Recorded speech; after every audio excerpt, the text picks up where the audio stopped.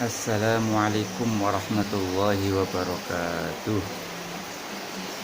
Bismillahirrahmanirrahim.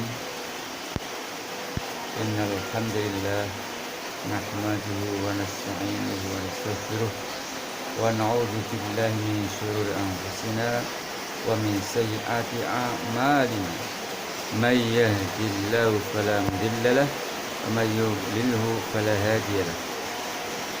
Asyhadu an la ilaha illallah wahdahu la syarika lah wa asyhadu anna Muhammadan abduhu wa rasuluh. Allahumma salli wa sallim wa barik wa majid wa karim ala sayyidina Muhammadin sallallahu alaihi wa alihi wasallam wa ala alihi wa sahbihi ajma'in. Amma ba'du. Anak-anakku sekalian yang saya sayangi, selamat sore. Selamat menunggu waktu berbuka puasa. Di sini sedikit akan kami sampaikan beberapa hal penting tentang kaitannya dengan sholat dan zakat. Jadi Allah Subhanahu wa taala itu menyertakan sholat dengan zakat. Dalam beberapa tempat dalam kitabnya Allah berfirman, aqimus sholata wa atuz zakat. Aqimu, dirikanlah kalian semua sholata, beberapa sholat, wa atu, dan tunaikanlah kalian semua zakata, pada zakat. Lalu mengapa Allah menyatakan antara sholat dan zakat ini? Jadi sholat itu adalah hak Allah dan zakat adalah hak hamba-hamba Allah. Jadi kita disuruh hablum minallah dan hablum minan nas. Kalau ayah saya mengatakan hablun itu katakanlah kabel. Kabel itu ada dua, ya, ada dua. Satu kabel ada dua, ada dua jalur, ada min, ada plus. Kalau satu kabel hanya satu jalur, yaitu min, hanya min doang misalnya, atau plus doang, maka kabel ini nggak bisa nyambung, nggak bisa menyala. Demikian pula dalam hubungan dengan Allah, nggak cukup kalau kita hanya hablum minallah.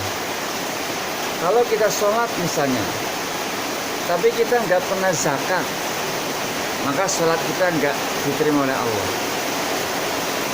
Sebaliknya, kalau kita zakat, tapi kita nggak sholat, maka zakatnya juga nggak diterima oleh Allah. Jadi kedua-duanya harus kita lakukan. Ada hablum minallah, ada hablum minan nas. Kalau istilah bahasa kerennya itu ada garis vertikal, ada garis horizontal. Ini keduanya harus kita lakukan. Jadi aqimus shalah wa atuz zakat. Kemudian di samping itu juga sholat itu ibadah badaniah, ibadah yang dilakukan oleh tubuh. Dan zakat adalah ibadah maliyah, ibadah yang bersifat hartawi. Oleh karena itu Allah berkata, berfirman dalam Al-Quran, aqimus shalat wa atuz zakat. Jadi sholat dan zakat ini harus bersamaan terus. Ada tiga ayat di mana tiga ayat ini diturunkan selalu bersamaan. Kalau hanya dilakukan yang dilakukan hanya salah satunya di antara dua ini, maka yang lain nggak diterima oleh Allah. Pertama tadi sholat dan zakat, ya. Aqimus sholata wa atuz zakat. Setiap sholat harus ada zakat, setiap zakat harus sholat. Yang kedua, Allah berfirman, atiullah wa atiur rasul. Kalau taat kepada Allah, juga harus taat kepada Rasulullah. Kalau taat kepada Allah, tapi tidak taat kepada Rasulullah, maka taatnya kepada Allah juga tidak diterima. Harus bersamaan terus. Yang ketiga, anishkurli wali walidaik. Bersyukurlah kepadaku Allah dan bersyukurlah kepada kedua orang tuamu.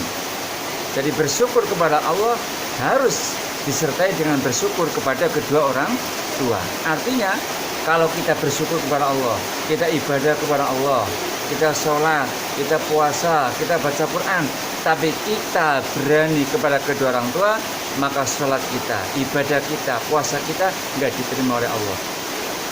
Jadi kalau bersyukur kepada Allah harus bersyukur kepada kedua orang tua.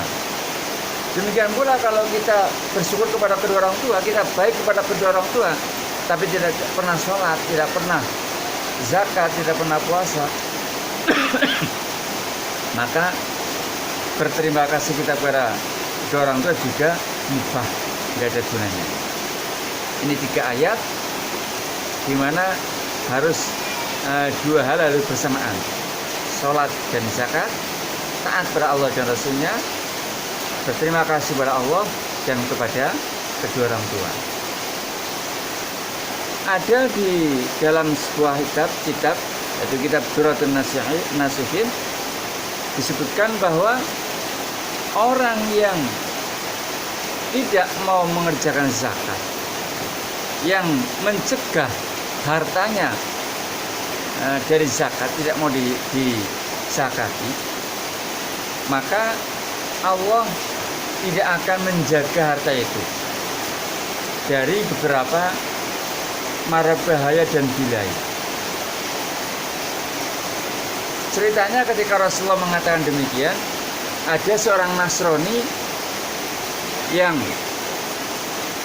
mendengar hadis tersebut, kemudian dia pulang dan mendatangkan zakat. Kebetulan saat itu dia juga sedang berdagang, cuma dagangannya ini dititipkan atau diserahkan kepada temannya, ya, teman persekutuan. Kebetulan temannya sedang pergi berdagang, kemudian membawa dagangannya, dan dia bilang begini, kalau memang Muhammad utusan Allah, kalau memang Muhammad Nabiullah dan dia orang yang benar, maka harta saya akan selamat, katanya. Kebetulan saat itu temannya mengirimkan surat bahwa di tengah perjalanan kafilahnya itu akan ada begal atau kena begal. Dia ingat dengan dawuh Rasulullah tadi, kalau memang Rasulullah betul, harta saya selamat. Betul, ada kabar di daerah sini ada kafilah dirampok, dijamret dan lain sebagainya. Selang beberapa waktu kemudian, ternyata temannya ini, teman syariknya atau teman sekutunya, memberi kabar, jangan bersedih, alhamdulillah harta kita selamat, karena ketika ada perampokan saya ada di belakang, saya belum sampai ke tempat itu.